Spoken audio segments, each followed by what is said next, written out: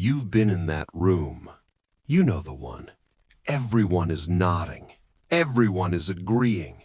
The ideas being celebrated are shallow. The logic is circular. And somehow, you are the only one who sees it.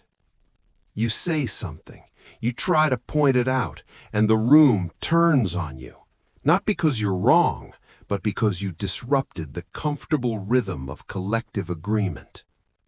You leave that meeting, that dinner, that conversation, wondering, am I losing my mind, or is everyone else? Schopenhauer had an answer, and it is not a comfortable one. The German philosopher Arthur Schopenhauer, writing 2 centuries ago, identified something that no one in polite society wants to say out loud: that human beings, when gathered in groups, do not become smarter, they become stupider. Not accidentally, not occasionally, systematically, reliably, almost inevitably. And the most dangerous part? The crowd doesn't know it. It cannot know it. That's the trap. In this video, we are going to go somewhere most people refuse to go. We are going to examine, through Schopenhauer's unsparing lens, the brutal mechanics of collective stupidity, why it exists, why it persists, why it is rewarded, and what it costs the rare person who refuses to submit to it. This is not a lesson in cynicism. This is a lesson in clarity.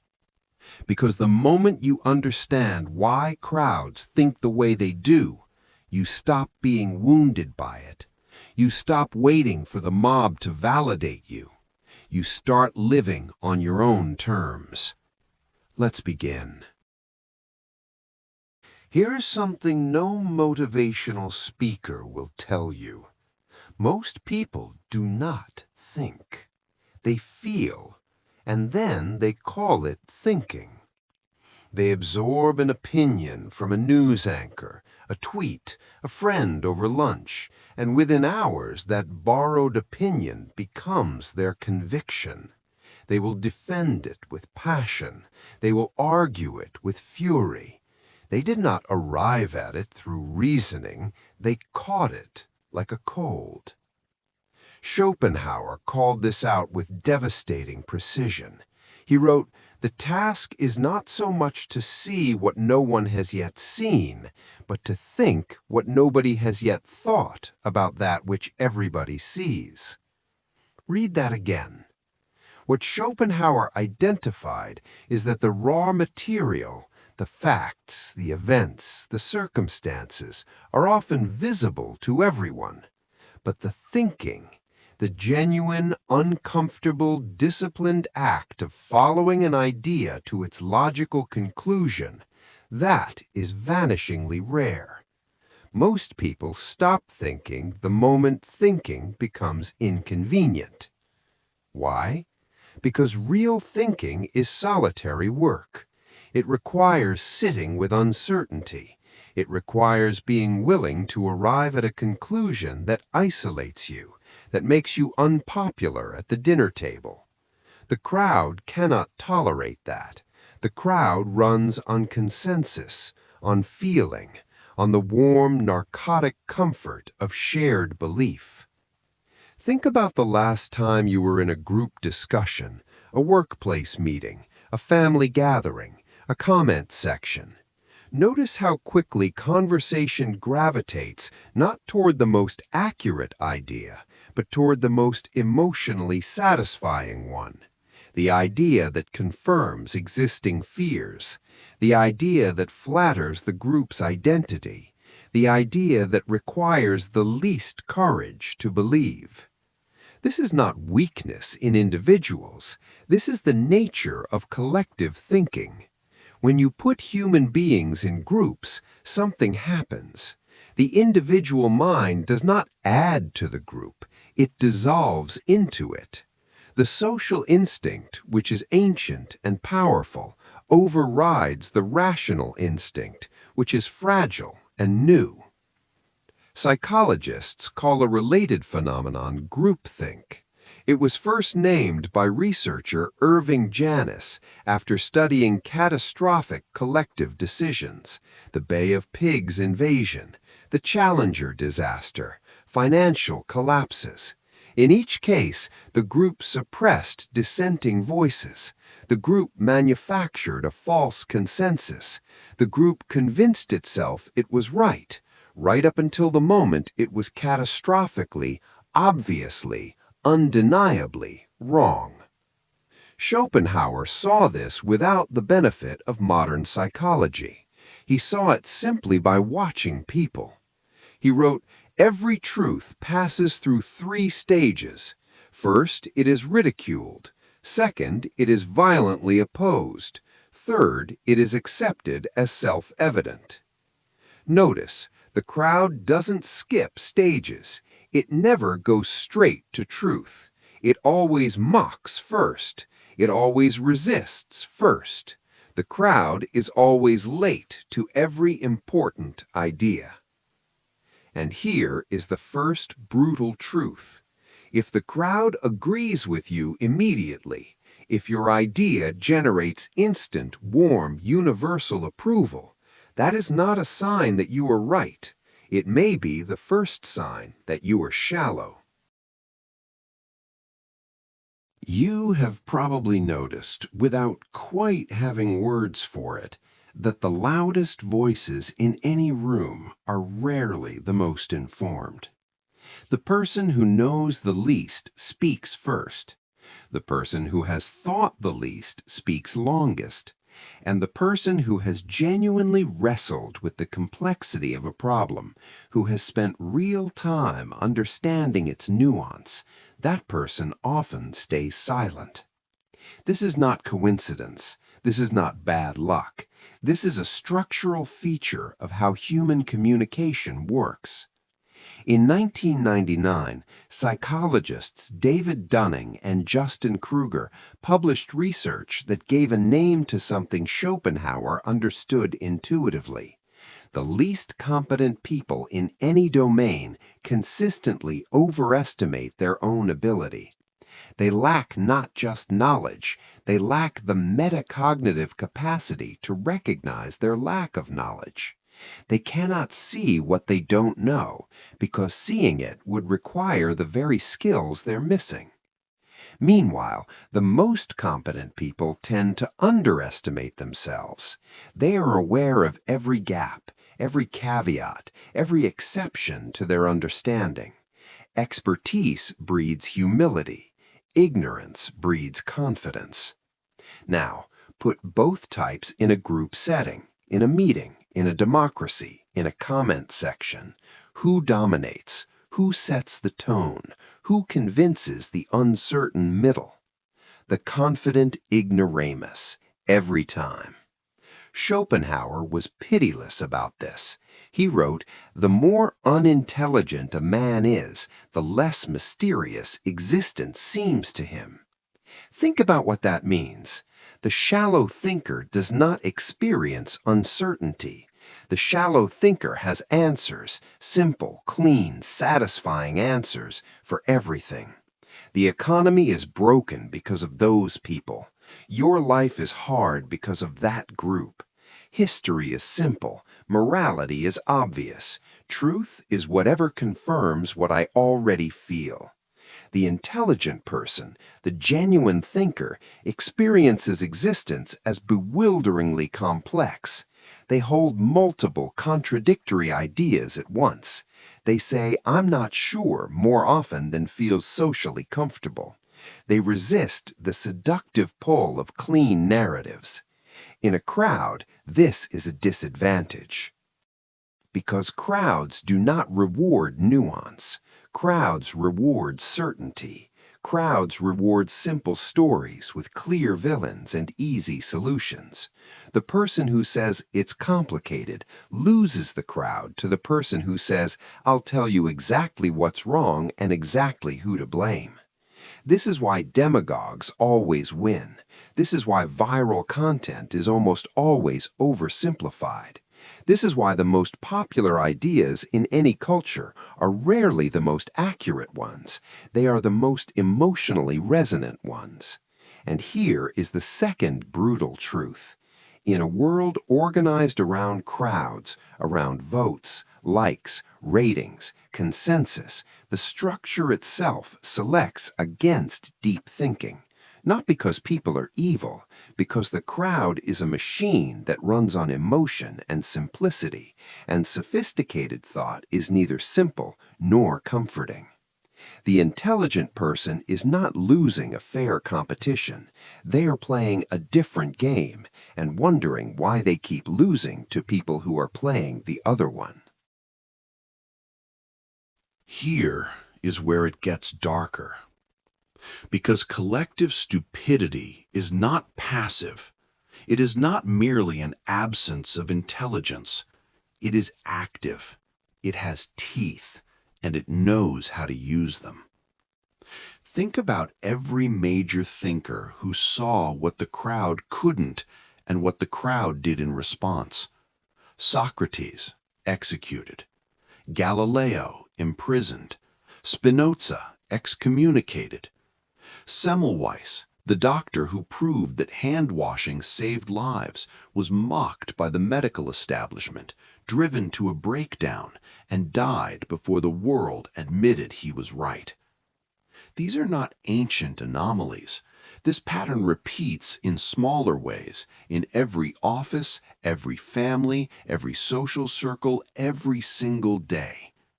The moment you express an idea that the crowd cannot follow, or worse, that the crowd can follow but doesn't want to accept, something happens. You are not simply disagreed with, you are socially punished. You are called arrogant, difficult, a troublemaker, out of touch.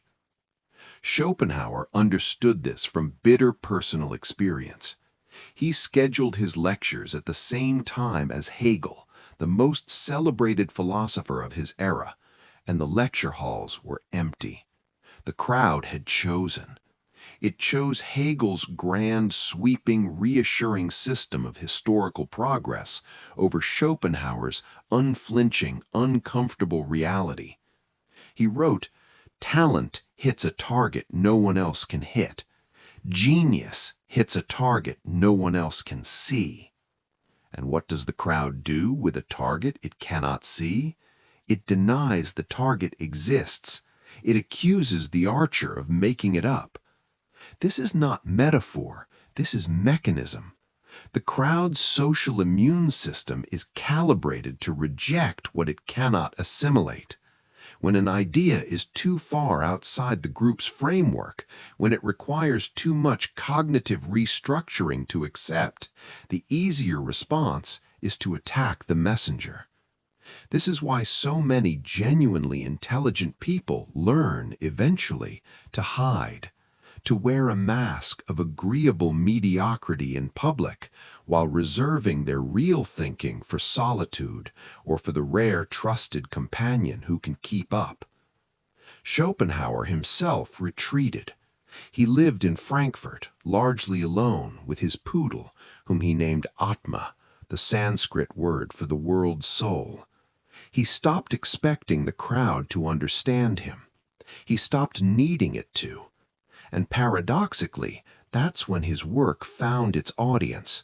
Because when you stop performing for the crowd, you start writing truthfully. And truth, eventually, even if it takes a century, finds the people who are ready for it. But here is the third brutal truth. You cannot rush that process. You cannot force understanding on people who are not equipped for it. You cannot explain calculus to someone who finds arithmetic challenging. And trying, publicly, desperately, repeatedly, will not enlighten them. It will only exhaust you, and it will confirm their suspicion that you are the problem. You might be tempted to think, if I just explain it better, people will understand. If I find the right words, the right argument, the right evidence, the crowd will see it. Schopenhauer says no, and his reason is deeper than anything modern psychology has fully caught up to.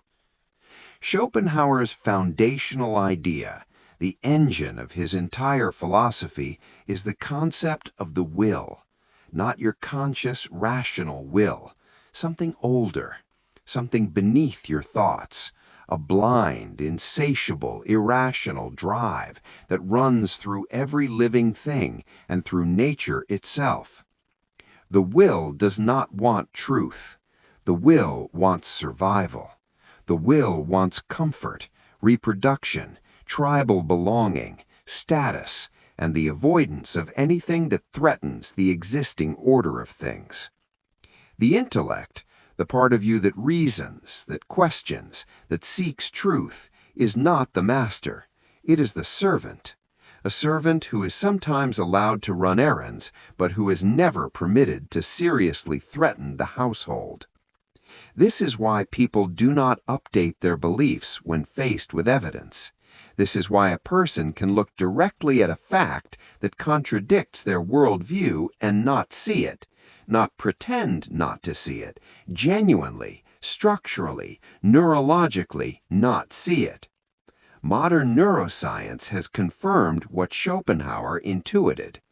Cognitive dissonance research, particularly from Leon Festinger, demonstrates that when people encounter information that contradicts a deeply held belief, the brain treats it as a threat, not an intellectual puzzle to be resolved, a threat. The same neural pathways activated by physical danger are activated by ideological challenge. The crowd is not a collection of reasoning individuals who have simply reached bad conclusions. The crowd is a collection of willing organisms who have pooled their survival instincts. The collective will amplifies everything: the fear, the tribalism, the resistance to change, the aggression toward outsiders. This is why you cannot argue someone out of a position they were willed into. Logic did not put them there. Logic cannot remove them. Only experience, usually painful, usually personal, can do that, and even then, not always. Schopenhauer wrote, "The world is my idea, but the will is its engine. The intellect observes, the will acts, and in the crowd, the will acts collectively, like a single organism defending itself against complexity, against challenge, against growth." The fourth brutal truth is this: collective stupidity is not primarily an intellectual failure, it is a biological one. You are not dealing with people who haven't thought hard enough. You are dealing with people whose entire evolutionary inheritance is screaming at them to hold the line, protect the tribe, and reject the stranger. You cannot shame people out of evolution. You cannot argue them out of biology. But you can, with effort, with Schopenhauer's clarity as your compass, stop expecting them to be something they are not built to be. So what do you do with this? If the crowd cannot think, and you cannot change it, if collective stupidity is structural, biological, and self-reinforcing, what is the intelligent response?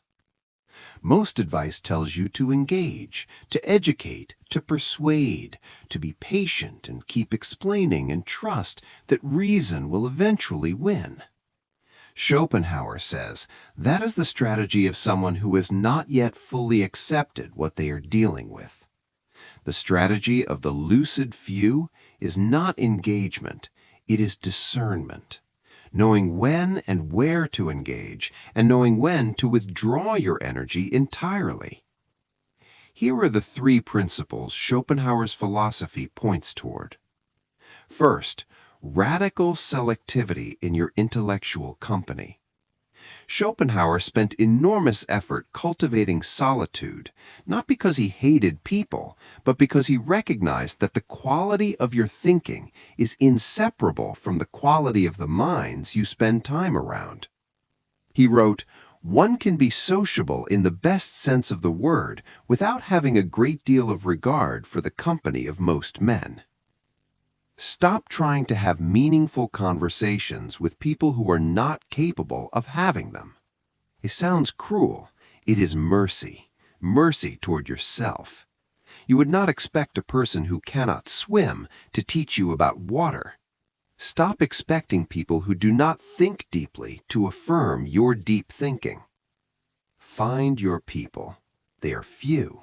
They may not be geographically close, but they exist. And 1 hour with someone who genuinely thinks is worth more than 1,000 hours of nodding in a crowd that doesn't.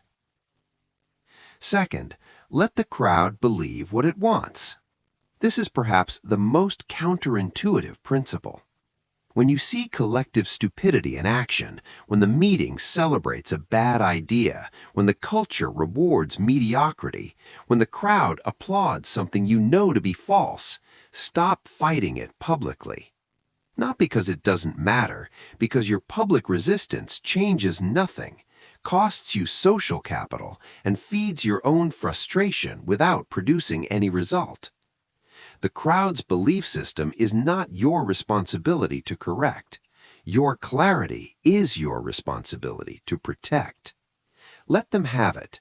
Keep your insight to yourself or share it only with those who can receive it, and then work, quietly, privately, consistently, on actually building the thing, doing the work, developing the idea that the crowd isn't capable of seeing yet. Finally, use their predictability. Once you understand the mechanics of collective stupidity, that crowds will mock first, resist second, and accept third, you stop being surprised. And when you stop being surprised, you can plan around it. You know that any genuinely new idea will be ridiculed, so you don't need the crowd's initial approval. You need the patience to wait for stage 3. The intelligent few don't need the crowd's validation. They need time. Let's be honest about what this all means. Not abstractly, but for you, specifically, sitting wherever you are watching this. If you have resonated with anything in this video, there's a good chance you have felt it. The loneliness of seeing clearly in a world that rewards comfortable blindness. The exhaustion of being the person in the room who cannot not notice what's wrong. The quiet grief of watching mediocrity celebrated while genuine thinking is quietly sidelined. That experience is real. Schopenhauer would not tell you to pretend it isn't. But here is what he would say, and what I want to say now, clearly and without sugarcoating. The pain you feel in those moments is not coming from the crowd. It is coming from your resistance to the crowd, from the part of you that still, despite everything, expects it to be different. The part that hopes that this time the meeting will reward honesty. This time the culture will celebrate depth. This time the crowd will come around. Schopenhauer called this the fundamental error of the will, the blind insistence that the world should conform to our wishes. He did not exempt intellectual longing from this critique. Even the desire for an intelligent world is still a desire, and desire unexamined is still suffering. He wrote, "The greatest wisdom is to make the enjoyment of the present moment the supreme object of life, because that is the only reality, all else being a play of thought." What does that mean, practically? It means stop living in the hypothetical world where the crowd thinks clearly. Start living in this one, where it mostly doesn't, and that is not a tragedy, but simply the nature of things. It means stop measuring your clarity against whether other people recognize it. Start measuring it against whether you are living in alignment with it, whether your choices, your work, your relationships reflect the understanding you have earned. This is not depression. This is not nihilism. Schopenhauer, wrongly caricatured as a pure pessimist, was not recommending despair. He was recommending willlessness, the quieting of the grasping, demanding, disappointed self in favor of clear, present, undistorted seeing. When you stop needing the crowd to be something it isn't, something remarkable happens. You become less angry, less exhausted, less lonely, because you are no longer measuring your loneliness against an impossible standard of universal understanding. You start to feel something closer to compassion, not condescension, compassion. Because you understand that the person who cannot think deeply is not choosing that limitation. They are living inside it, the way a fish lives inside water without knowing the water is there. And from that place, you can engage strategically, selectively, without desperation, when engagement is possible. And you can release cleanly, without bitterness, when it isn't. Here is what we've built together in this video. Here is the architecture of everything we've seen. The crowd does not think, it feels, and it calls that thinking. The loudest voices are almost never the most informed. Confidence and competence are inversely correlated at the extremes, and in group settings, confidence always wins the room. The crowd does not merely ignore what it cannot understand, it punishes it. The history of ideas is the history of individual clarity being mocked, opposed, and only belatedly accepted, long after the thinker has paid the full cost. Collective stupidity is not an intellectual problem, it is a biological one. The will, Schopenhauer's blind, irrational engine of existence, runs through the crowd like electricity. It is not interested in truth, it is interested in survival, comfort, and tribal cohesion. Logic is a tool it uses when convenient, a threat it suppresses when not. And the response, the only response that is both honest and sane, is acceptance. Not passive resignation, not contemptuous withdrawal. Active, eyes-open acceptance of what the crowd is and what it will always be. You are not going to fix it. You are not going to educate your way out of it.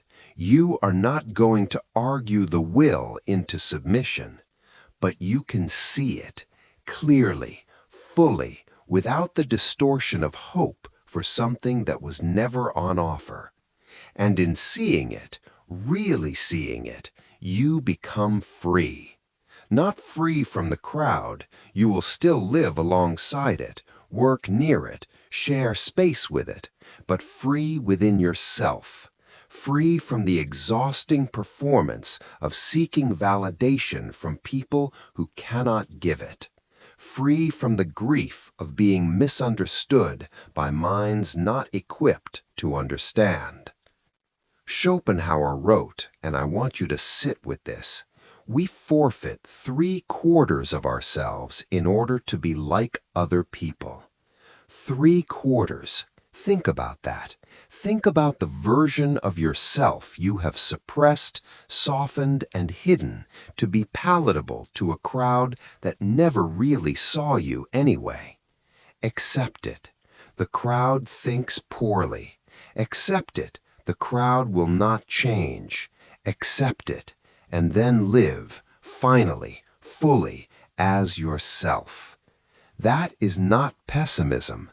That is the most radical act of liberation available to you. If you want to go deeper into what we explored today, to quiet the noise of the crowd and access the clarity that Schopenhauer spent his life pointing toward, I want to point you toward something that has helped many in this community. Before you go, I want to ask you one thing. If this video articulated something you have felt but never had the exact words for, if it named a reality you have been quietly living in, write this in the comments. It made sense to me. That's all. Those 4 words are a signal to yourself and to this community that you are part of the lucid few, that you see what most people cannot yet see. If you found value here, share this with someone who is ready for it. Not the crowd, one person, the right one. Until next time, think clearly, live deliberately, and do not surrender your mind to the noise.